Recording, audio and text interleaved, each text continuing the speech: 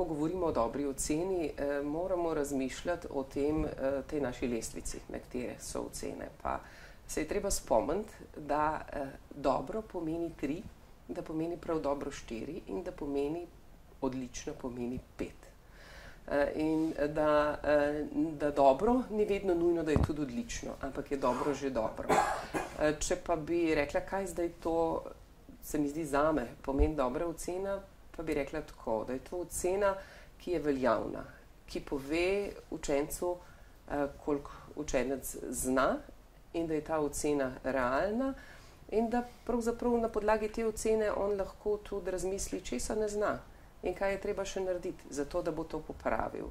Zdaj, če govorim o odličnih ocenah, ne samo o dobrih ocenah, moram reči, da včasih kakšne odlične ocene niso dobre ocene. Posebej takrat ne, ko za njimi ne stoji znanje.